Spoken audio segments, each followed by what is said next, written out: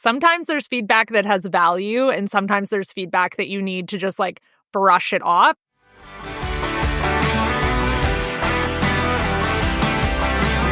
Welcome to the Workhorse Podcast, where we dig deep into the grit, passion, and strategy behind building a successful rural business. We're your hosts. I'm Kendall Ballantyne, owner of Central Park Farms and Marketing for Farmers. And I'm Jessica Garza, owner of Moose Valley Ranch and founder of Market in the Mountains. This podcast is for hardworking female farmers and rural entrepreneurs who are ready to turn their dreams into thriving businesses. From deep diving business strategies that actually work to balancing farm family life and everything in between. We're here to give you practical tools, candid insights, and a healthy dose of community support. If you're looking for women who actually cheer you on, are willing to tell you the hard truths, and that understand how much it can throw off your day when the cows get out, you're in the right spot. This podcast is for the doers, the women who don't stay in one spot for too long, for the workhorses. This may be the biggest free way to grow as a business owner, which I don't know about you, but I love the word free when it comes to anything, because I feel like you have to pay for everything this day and age. And if I can get free assistance in making my business grow bigger, stronger, faster, I'm all for it. 100%. So I really love doing this. And it's a part of what we set up with Market in the Mountains, is capturing feedback at the end of market via an exit survey that goes out in an email that has a series of questions. They can remain anonymous. And I ask for any and all feedback on Market in the Mountains. What could I have done better? What did they struggle with? How were their sales? The whole gamut of questions that I put together. And I get some of the most interesting feedback from that, some of the most useful information, and I have been able to leverage it. It's actually also one of the most highly talked about parts of market vendors coming back around, is saying that they are so impressed that they have the opportunity to give feedback in an organized way, that it makes them feel like I care about what they think. Spoiler alert, I do care. Very much so. I do. I think you probably have gotten more phone calls of me in tears over feedback than anyone else. And I think that's something that's always important to talk about when we talk about feedback, is sometimes there's feedback that has value and sometimes there's feedback that you need to just like brush it off. And I mean, we'll get into that, but that was a thing in the early years of my business that I really needed to develop. At 27-year-old me had a hard time hearing the negative feedback and realizing that, you know, sometimes people have negative feedback and it's just not even worth putting the effort or making the changes within your business. And sometimes it is. And sometimes you're just a punching board. For sure. Punching bag. Yep. For people. Like sometimes you can tell in feedback that you're like, this is not a me problem. This is not me. This is something else that's going on in your life. And I'm really sorry that you chose to use me as the outlet for that. I hear what 100%. You're saying. Have a great day. Yeah. Maybe don't say have a great day if they're clearly not having the best of days, but no. I mean, I've had times. I'm pretty brutal in firing customers. And I don't mean brutal in the way that I fire customers, but if you treat my staff poorly, like if you're giving them feedback in a way that is just, you are abusing them with that feedback, I'm not going to, I work too hard to feed people like that. So at this point in my business, like I did a 180. At the beginning, it was like, oh my God, all feedback had so much value. And, you know, I was taking absolutely everything to heart and trying to be the farmer for everyone. And now it's like, as long as you're a nice person when you're giving me the feedback, I'll pay attention and at least like bring it in and decide whether has value for our business or not. But if you're mean, you're done. That difference between a rant and constructive criticism. Yes, like 100%. Give me something actionable that I can control and change versus just screaming and unloading on a person. Yeah.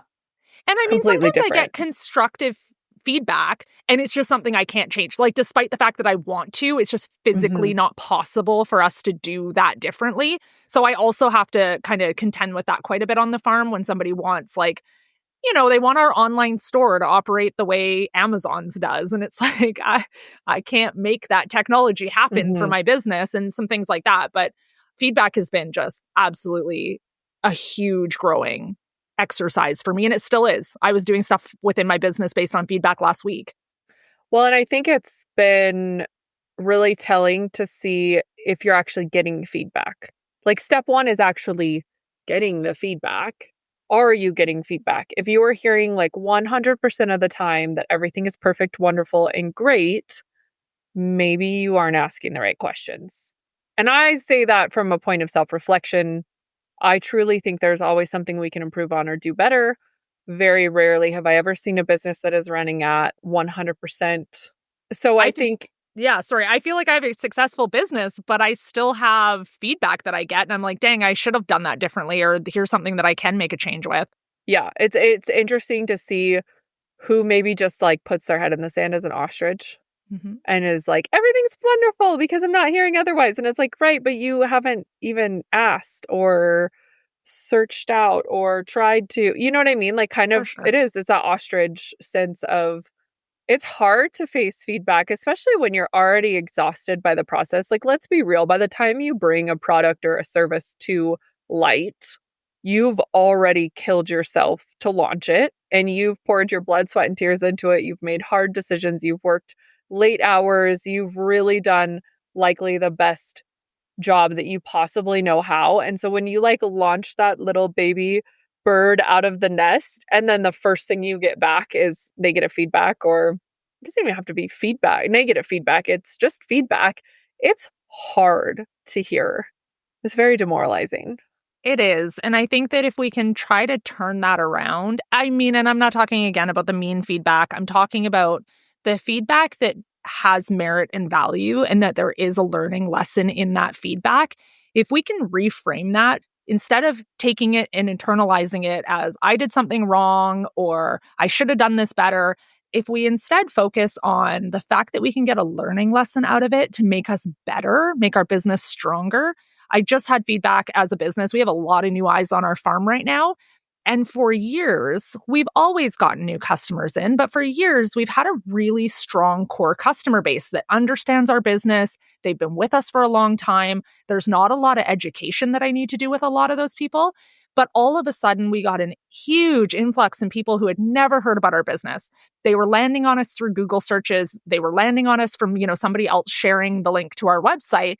And so those people have never had the time with me over on Instagram. They haven't been getting my email newsletters where I have a lot of that education piece baked into the content that I create.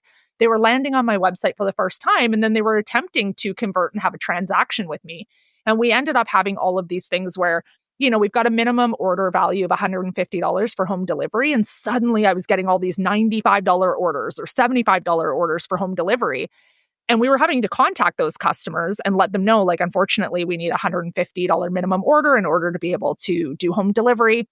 And there's no back end way to fix that. And a woman that we called said, like, I do a lot of buying for a large company. I work for a large company. We do a lot of buying. And do you mind if I give you some feedback? And I was like, thank you for not just pouring out all the things that I had done wrong and like just giving me your unsolicited advice. Thank you for Asking like first. asking if it's okay. So I was like, I would love for you to tell me. And she just kind of like walked through a couple of things that she noticed that as a first time buyer, a first time visitor, the first touch point she had with my business was our website. And I really believe that our website was dialed, and it was dialed. Like, our website is leaps and bounds beyond what it used to be. But it had been a while since I'd actually sat down with somebody who wanted to give me some proactive and constructive feedback on it. And she gave me a few things, and she was like, have you ever considered having a pop-up window that tells people that there's a minimum order? And I was, at first I was like, no, I don't think that I can do that with my website. I don't think that's an option. And, I kind of played with some ideas, and I got off the phone and I started to go in, and it had been a year and a half since I'd done any sort of big overhaul of our website. I was adding blog posts and recipes and stuff, but I hadn't gone into the back end of our site in the same way where I looked at fundamentally how our website operated. And suddenly that is an option. It wasn't a year and a half or 2 years ago. So I was able to put a bunch of things in play. And I actually called her back, and I was like, and she was a brand new customer. And I called her back and I said, I did some of those things that you said. Like, I was able to figure out how to do a pop-up, and, I kind of told her a few of the things, and she went back onto my website. And then she was actually coming to the farm for another reason a couple weeks later. And she let the girls know that work in the store. She was like, I went back on and Kendall made all these changes, and it's so much better. Like, it's so much easier to navigate. I understood the things, and had I not been the type of person that was welcoming of that conversation, I would have lost an opportunity to get insight from somebody who had no idea who I was, who had never received an email from me. And that information proved to be so valuable because since then I have not had a single order under the value since I made those changes, which is better customer service, but also saving us a ton of time. So just like those little things about accepting feedback, I could have been offended. I could have been like, well, I tried making this website and I made it myself and I tried really hard and now somebody says it sucks. But instead, I was able to turn that around as a positive and really make some changes that benefited our business. But that's a great cut. Like, we do not all get customers as amazing as that. That's a great customer who knows enough about giving feedback to realize the first part of that interaction is, are you in a position where you can take the feedback? Are you in a brain space and a mental health space to where I could give that to you? Step one was an amazing on her part for being that 100%. good of a customer. I wish every customer was like that, and they are not. And then for you to be able to take it and then actually do the research on the back end, because we become like nose blind to, for sure. You understand your processes. And I think we've talked about this a little bit in a past episode. I know we talked about it a little bit on the website online presence episode, but you become sort of ingrained in your own processes and it becomes so second nature to you that you don't really understand like how someone doesn't understand this.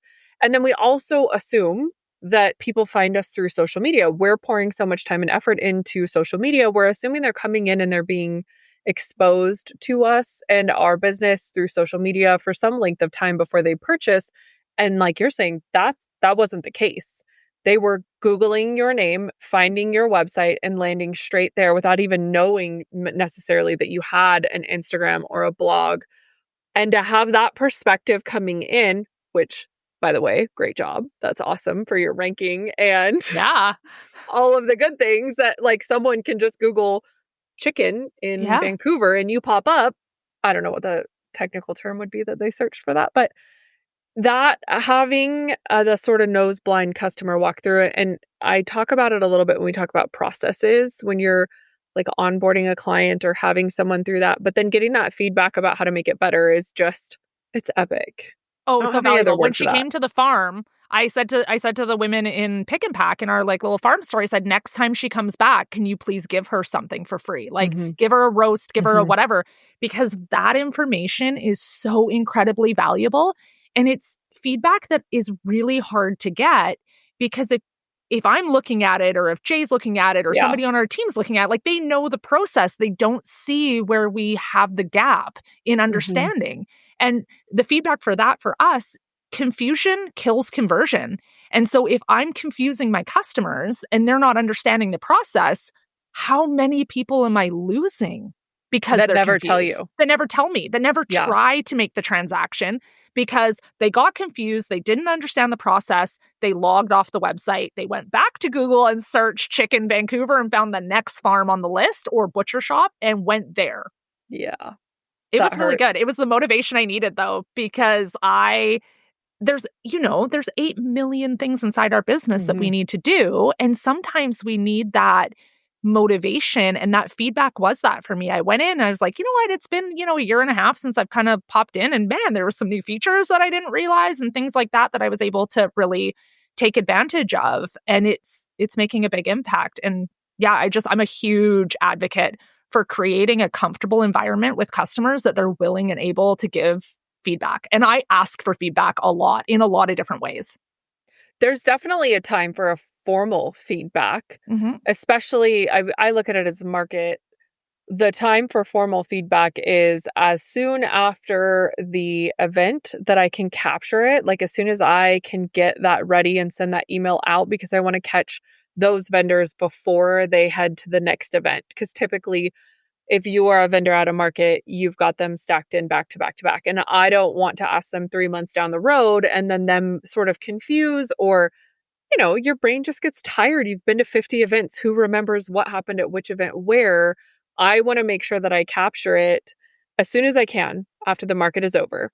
However, my disclaimer being that is the absolute worst time for me to hear the feedback is right after the event is over because I am vulnerable. I'm exhausted. I'm tired. I'm hypersensitive. I've likely already been beaten up all weekend by customers that have come to just visitors to market. I tend to take a lot of unsolicited feedback in the middle of the event from unhappy customers. Like if they're going to send a nasty message or be upset, want a refund because their dogs can't come in, something like that, it's going to happen right during the event. And so I'm already dealing with like the vendors on one hand and then the customers on the other, handling crises on both sides. So it's not the time for me to read through 150 reviews or feedback forms coming in. So I send it out, have my list of questions that I'm interested in getting. Those have changed over the years as we added or needed different things. Like I started wanting to capture the economic impact. So I'll ask them to designate in a range how much they made on profit and different, how far did they travel? Did they stay nights here in the county?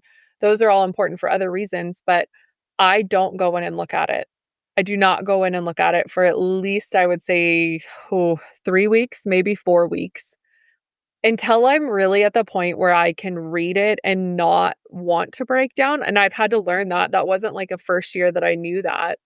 It was the first year reading them back and wanting to, and crying, not just wanting to, but just feeling like I'd utterly failed when it's read 4 good ones, then you just get one nasty one. And you're like, that's the only one you think about. I was going to say you only focus on the bad one. Oh, yeah. That's why I do have to say, as a like little side tip, I have a folder in my phone I've got one for marketing for farmers and I've got one for CPF, and it says like MFF rocks and like CPF kicks butt. And I just like anytime I get a positive feedback, like a DM on Instagram or an email, I screenshot it and stick it in there. And then on those days where somebody comes and they just like, for whatever reason, whether it was your fault or not your fault, they've just decided to, dump on something in your business and you're feeling really crappy, go check out that folder with all those kind words in it, because then you can be like, okay, no, I'm okay. The business is awesome. Lots of people love us. This is just something we, drop the ball on, or something that's nothing to do with us and somebody's just taking something out. So a little side tip, keep yourself a little folder that, pats you on the back. I love those. I do the same thing. I keep those. And then I have a really fancy leather-bound notebook that I put any sort of hard mail, cards, awards. I won some awards and got like some really nice write-ups and newspaper articles go in there. It's sort of like a living scrapbook for the company. And I'll do that too. But to be honest, it's never going to wash away the pain of a negative feedback. But I think it helps. I just have that type of brain that like latches on and then spins over and over again. What could I have done differently? How should I handle this? Like I do have a tendency to just spin out of control, and I have to like regulate myself. So I have to prevent myself from responding right away. Like I've taken to having to sit on that for a little bit. I'm glad that you said that, because I didn't even think to bring that up. There are times, you've been this for me, where I volleyed a response over to you as a proofreader before I send it. I do that with my mom who works for me. I'm like, I need a set of eyes on this, particularly if somebody's mean to my staff. I tend to be like, I'm a real big mama bear over my staff. If somebody's mean to them, the amount of anger that I feel in that moment when it's, somebody's taking, like, speak to me instead. You got big words. Speak to me instead. And I also have the unique situation as being somebody in animal agriculture. Sometimes I get reviews from people who have never even shopped with me because they're animal rights activists. I get that in my area quite a bit. You'll get a Google review or something, and it's like, they're from England. And I'm like, you never shopped here. And then you go over and you see that they're, following PETA and other animal rights activist type stuff. And it's a review from somebody who has never purchased from us. And it's just a review. And oftentimes, because of the fact that Google will remove those reviews, if that's the point of the review, the people will say things negative about your business as if they bought from you. They don't pretend that it's because you produce meat for a living. They pretend it's because they got terrible service from you. And then a little bit of investigating. I put on my like Jess detective hat. I channel my inner Jess, and I go and look it up, and I figure out, like, based on, usually I go over to their Facebook page and I can figure it out, and I see what kind of pages they're following. So then I have to respond to those, which feels, I want to get really fired up about it. But then I have to respond to those and address those as well, because when it's a public facing feedback or review and it's not based in any merit against my business, those are always tough ones. Those ones need a reread by somebody else for sure for me. I love that about having good community around, having that like group text message or having that workhorse collective, wherever it is, something to where you can bounce it off. Never once have I regretted not responding sooner to a negative review. Many times I wish I would have waited to send a response. Many times. And I think as I got to know more people in small business and had more women in my community, it became a lot easier to sit on it and know that like counsel is coming. Counsel is en route. The DMs are going to start, or the, text messages are going to happen to help me walk through this, because there's sometimes you don't even think about the implications of what this could mean, the reason behind. Sometimes you're just so hurt by like a left hook that came out of nowhere and you want to lash out and respond because how dare they, especially in that, what you're describing, like having if you've never bought from a place, please don't leave them a review. Yeah. But really, I think this is one of the first tips I ever learned from you. I'm pretty sure this is circa 2019 Oklahoma. Whoop. Was that when you get those reviews, you're not responding to that customer, you're responding to the customer that reads them. 100%. You impressed that I remembered that after I'm this so long? because I haven't brought that up in so long, but it still stands true. I don't think you have to have every publicly facing review be perfect. I mean, I wish that every publicly facing review was truthful and not the circumstances where it's somebody that's like not even in the same country as you reviewing simply based on the fact that I have a following on social media, share about animal agriculture, and then you're just reviewing me because your values don't align with mine. But we have reviews set up on our website. So we actually have it automatically set up that when people get their orders from us, 2 weeks later, it sends an automatic email to them. It's set up through Squarespace, and they can leave a review on the quality of our products. We always get fantastic reviews. 5 stars all the time. The one area that we do not always get perfect reviews is our prepared foods line. Because people's tastes, like people love our prepared foods, but people's taste buds are just different. Some people like fennel, some people don't like fennel. I'm only dying because I ate the chicken pot pie. She has this killer chicken pot pie. If my mother-in-law ate that, you would have the worst review possible. Yeah. It leans heavy on black pepper. I'm not kidding when I tell you I'm not allowed to cook with pepper. When she comes over for Thanksgiving, I have to prepare all of Thanksgiving. The pepper goes on the table. We add it after the fact because that's too much for her palate. If she tasted that, that would be the worst chicken pot pie she ever had. I had it and I could not stop eating it. It was so good. Our chicken noodle soup reviews, one review says it has too much chicken. And then literally the next, and like, come on, too much chicken? That's usually the thing there's not enough of.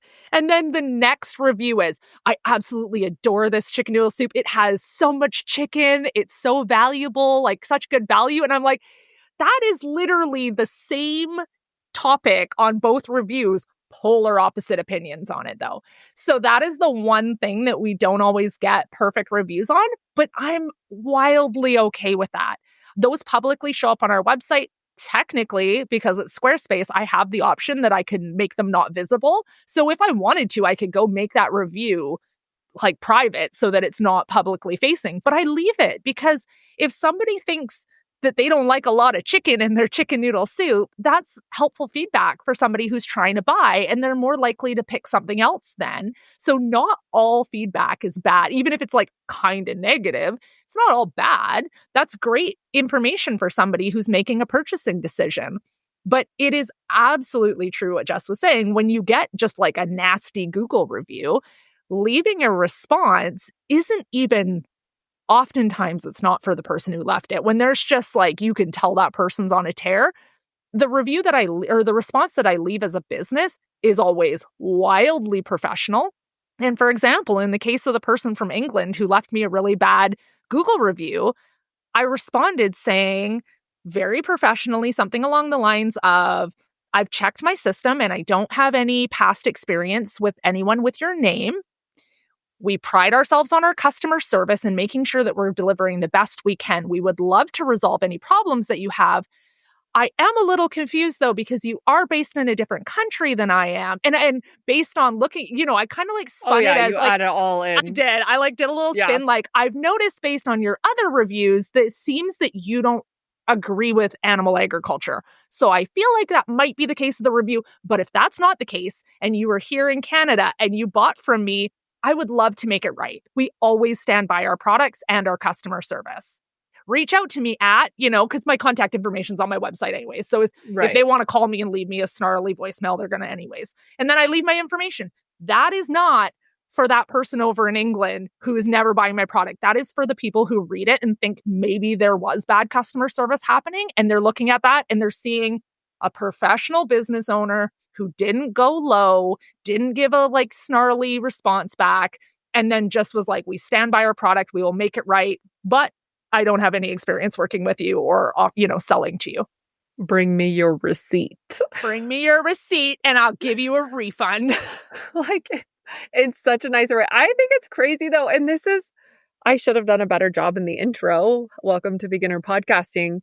But this is one of those things you said it one time at the very beginning of our friendship, our relationship. We weren't even friends at that time yet.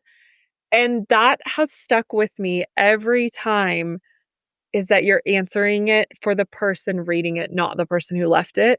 Mm-hmm. I can't tell you how many times that one little tip has come around. And if nothing else, it's given me the knowledge base to feel comfortable with what I'm doing. Like, there's no hesitation or going and Googling or summoning the threads gods to tell me how I should handle this, because I really feel strongly that I agree with that statement. I've seen how it plays out. I've seen how it's worked for you.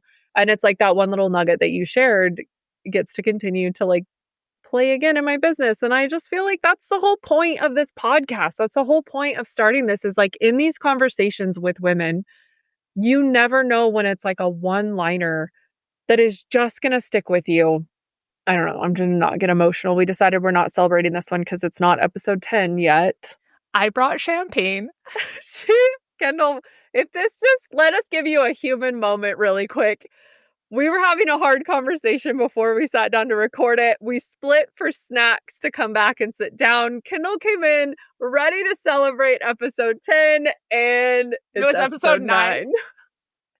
I like grabbed it was just like, we had 15 minutes.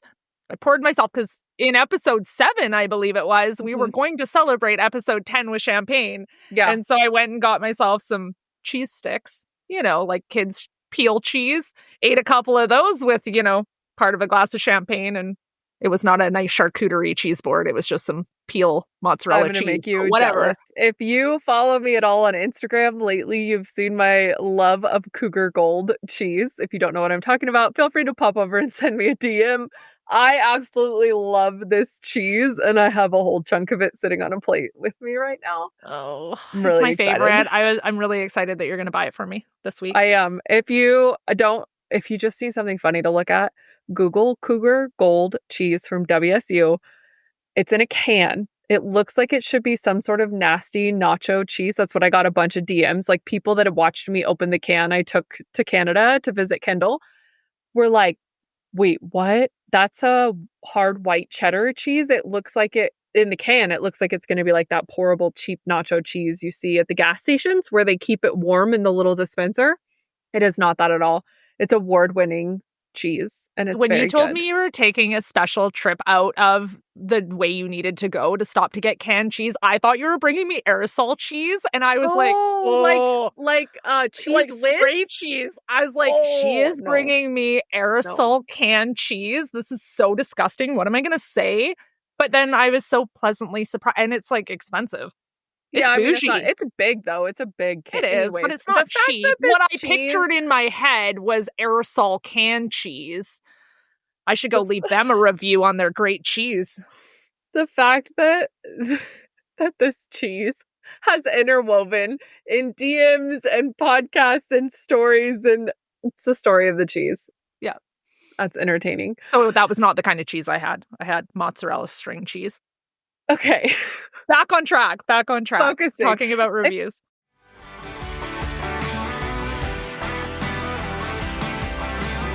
If you ever listen to the podcast and you're sitting there thinking, man, I wish I could just hop on a call with one of us, we wanted you to know that you can do just that. We've got you covered from an activist in your Google reviews all the way to a tough situation with a market vendor. Kendall and I both have one-on-one coaching calls available through our website. These are perfect if you want direct feedback and teaching on your specific business needs, assistance navigating a difficult time, or just need a second set of eyes on your business. Our direct booking links are in the show notes of today's episode.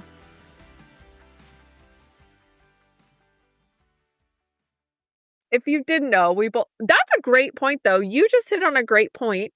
If you haven't left a review for someone lately, go leave them, especially a small business, because there are several ways as small business owners we can leverage good reviews to get more eyes on your product, use it as social proof in your marketing, use it to generate other reviews.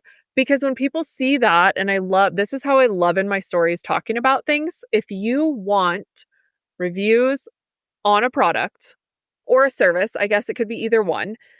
One of the best ways you can do that without posting something that says, please go leave us a review. Not that there's anything necessarily wrong with that, but if you really want to be cognizant about it, one of the best ways I like to do it is to feature a review on my page. And then the next slide talks about how thankful I am for great customers. Because when a customer is tapping through that, and they see that, it triggers them to go. And then my third slide. So first slide will be the review, a good review.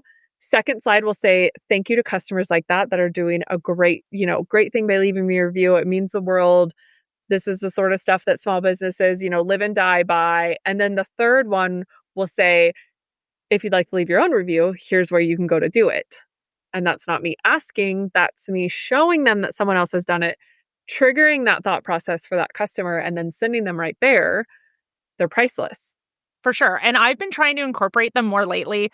One thing that I've been doing is when I put my store hours for the farm store, because those posts, I always do them to my Instagram stories as like a trigger to remind people we're open today and from these hours to these hours, because we're open 4 days a week and it's always the same days and it's always the same time of day, depending on the day. But it's not like 7 days a week. We open at 8 and we're close at 6. It's harder to remember. But every one of those posts, we put a professional photo, we put our store hours. And what I've been doing lately is screenshotting a nice review, even if it's just a DM about something, and cropping it down and just putting it as a picture over top of the other picture. So that if you're kind of on the fence and, you're seeing our store hours, you can also see a review from somebody else in the community that buys from us that's saying what they love about our farm. Or if we restock on a certain product, like our prime rib roasts are a really expensive product for us. And they take a bit more convincing for somebody to spend the extra money to buy our prime ribs. So when I restock those or I'm taking deposits for Christmas, I always go and drop in some of those screen shares that we get after Christmas where people are like, oh my gosh, that prime rib was amazing. Everybody at my, Christmas dinner was talking about it, raving about it. I'm putting that every time. When I'm talking about that, I'm throwing one of those in there and it's a screenshot. So it feels legit. It feels like somebody in the community bought one. You don't want to miss out on getting one of those awesome prime rib roasts. Well, we teach that in the Workhorse retreat. We've talked about that at multiple retreats. I know a lot of times screenshots, DMs, text messages don't necessarily match your aesthetic if you're very concerned about that. Some people don't care. They'll slap a screenshot in, no big deal. If you are worried about it or think it doesn't look so great, you can take a screenshot and then put that over the top of a professional branding photo or put it around a box that has your brand colors on it. So using Canva to create that. So it still looks really pretty, but a screenshot is, to me, I'm more likely to believe a screenshot is true than you typing it out in a beautiful font. Yes. But I don't share the entire screenshot because I don't like the look of, I crop it down and then I always overlay it onto something else because I want it to still look pretty, but I want it to look authentic. And plus, sometimes then I can fit a couple different screenshots on the same slide and be able to utilize that. I think that's so important. Having that kind of user feedback, customer feedback is so valuable in helping with the conversion so that when you see other people are buying and enjoying and liking. Same thing with my website, how it's got that review right directly on the product on my website. It helps with conversion so much. Hmm. I think it's important to see what is important to them too. It's a little bit of a circle talk there, but it's always interesting to me. And I think we probably see this more in the retreat side because we spend so much time. That's a really long chunk of time for us to spend with a really small group. So there's wildly different topics they can hook onto because there's just so much time there. It's not like they got a 1 hour workshop with us. It's days of We're time. And sleeping in the same house. we're in the same house. We're eating the same meals, hopefully going to the sauna at the same time. But that is incredible feedback to see what is so important to different types of people. When we read, because we ask for feedback on our retreats every time as soon as we're done. Again, same thing as market, trying to capture that and to let them know that we really do care. Like that part of that to me is a service to those attendees. Same thing with the market vendors is we care enough. We want to know. We didn't just take your money, give you a service and then say, hope it's great. Yeah. Hope you enjoyed that and carry on about our merry way. Like we really do want to get better as teachers. We really want to get better as hosts. We really want to do the best job that we can. So if we can improve, please tell us how. But when you read those reviews, it's so interesting to see what resonates and sticks with certain people and then doesn't for others. Like what gets mentioned and what doesn't, what you think is going to be like the most important thing and you spend the most time putting it together ends up sometimes not being at all what they remember as the most important thing to mention in their review. And I think that actually, talking about the retreats, talks about another topic. We actually send out a survey in advance of the retreat. So Mhm. when women join, and this can be something that's important and valuable depending on what your business is surveying prior to providing. So within the retreat space, we send them each a survey for them to fill out so they can tell us what their goals are, what's most important to them, all of those details so that we can make sure that we're providing the teaching on the topics that are most important to them. But also it allows us to kind of incorporate, maybe they mention their favorite drink. Like we have some pretty specific questions so that if they like a kind of tea or if they like, a margarita, we can kind of set up the house in a way that really, and set up the lessons in a way that really relates to the specific women who are attending. And I've done that flip side with the farm. I send out surveys to some of my best customers sometimes because I want feedback in advance. So an example of that was we were considering bringing in lamb. We don't raise lamb, but we thought maybe we'll partner with somebody else to bring it in. And before we did that, before we executed and had that expense happen, I wanted to know if there was interest in that too.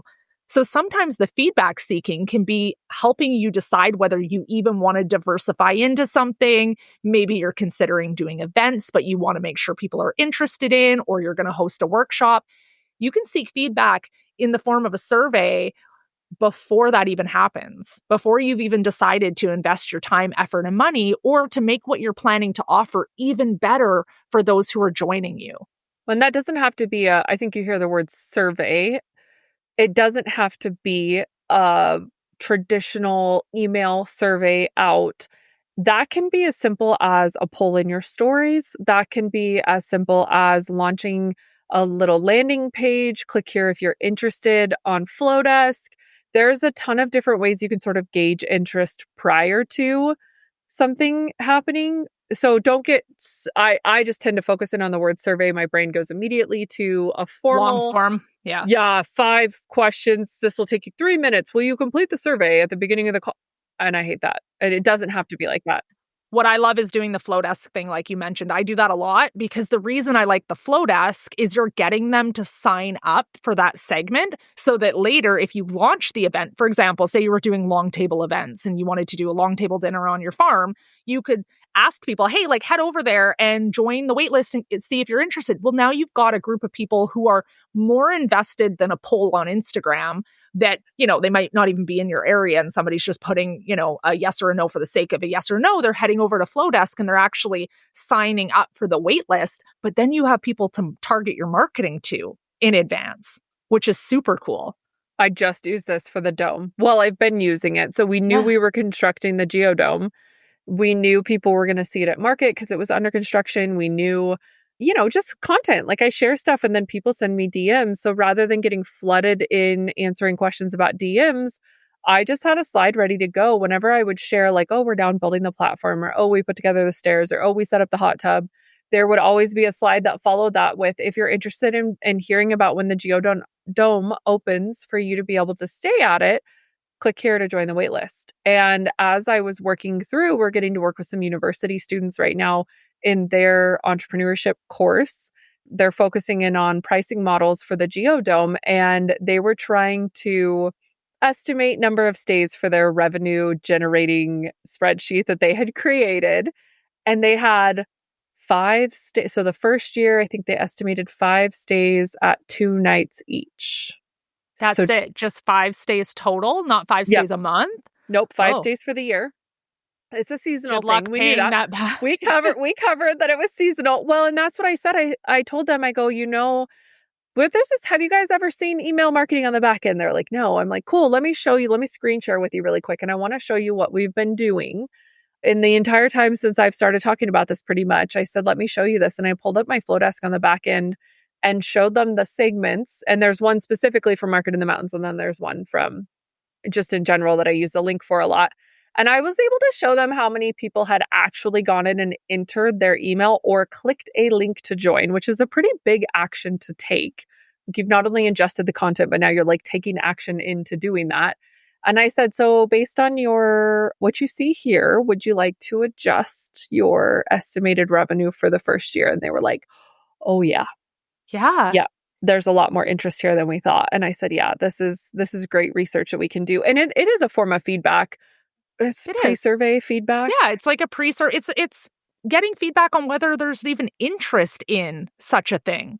Mm-hmm. And I think that's really valuable.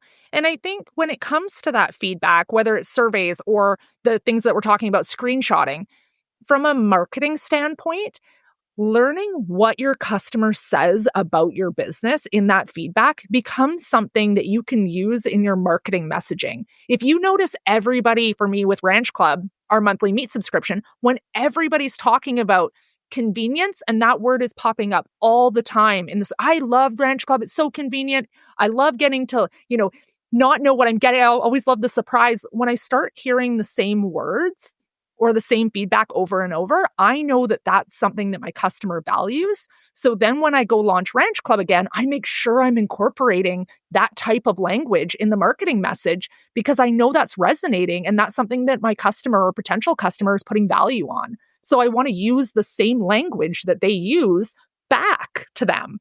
So valuable. It really is free, easy to capture. It's usable in so many different forms.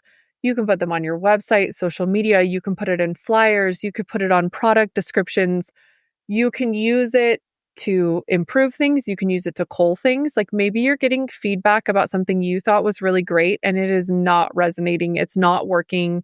The process isn't working. I mean, you can use it to hone and refine your offers. It's everywhere. And I don't know if you're like me, but when you do get a positive, unsolicited form of feedback, it also just feels really good to know that someone recognizes how hard you're working, finds value in what you're doing, values that. If you could do one thing for me after you listen to this podcast, this is probably the worst call to action I could put on the podcast, but I'm just going to ask you to go leave positive feedback for a small business that you have gotten to experience. Could it be the podcast? Sure. Yes, we would love that. But truly, if you could think about one of the interactions you had recently with a small business, like just take 20 seconds here, think about it, go find them, leave them a really detailed review. Now, if you're thinking about that and you have critical criticism, yes, constructive criticism, here's what I like to do. I like to go leave a really good review with all of the great things, and I like to send an email with constructive criticism. I really want, and that's obviously coming from the lens of having been a small business owner myself, but I do know some people are listening to this that are not small business owners. They're just amazing followers, customers. We all are customers of different things. I do really like that take. I like leave the great review, keep it all entirely positive. There is nothing No, there's several things that are worse, but it sucks to have like this great review and you want to share it, but then there's one line in there that's like, but this sucked. But I Yes. loved da da da da da da da. If there is a but this sucked moment, slide it in an email. And I always try to give a business owner the benefit of hearing from email from me first.